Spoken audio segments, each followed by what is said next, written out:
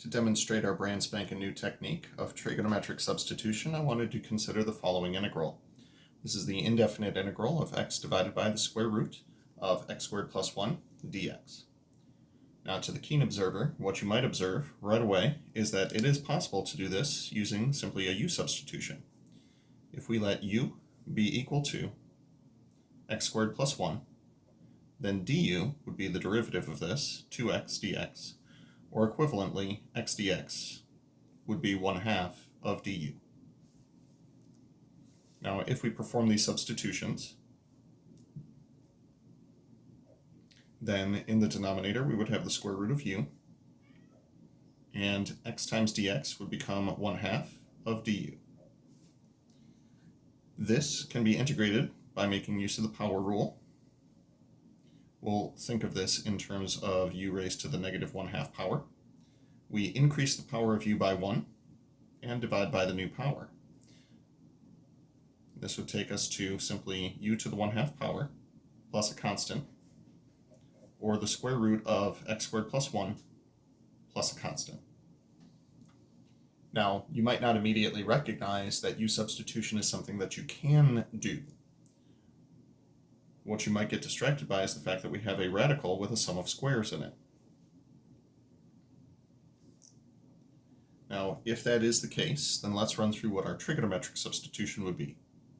Because we have a sum of squares inside the radical, that would be a trigonometric substitution for the tangent.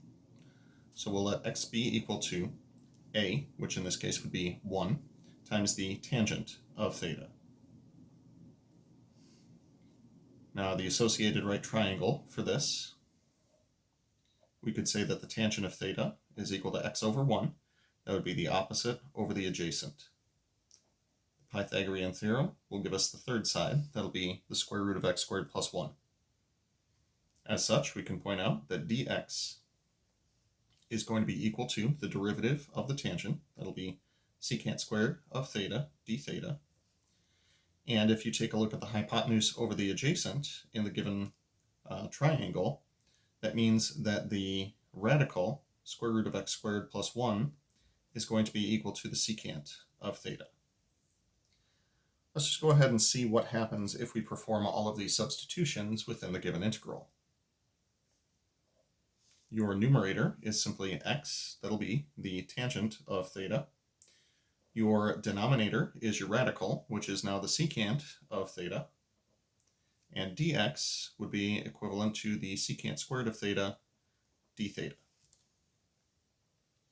Simplifying this as much as possible, we get the integral of, we can cancel out one of the secants to leave us with the secant of theta times the tangent of theta times d theta. The antiderivative of this would be one of our basic forms, and that is the secant of theta plus a constant. At which point we can then substitute back and say that the secant of theta is equivalent to the square root of x squared plus 1.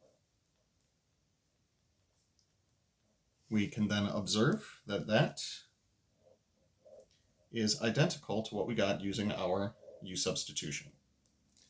So sometimes it doesn't matter which method you decide to use, rather just as long as you're using something that works, you'll be all set.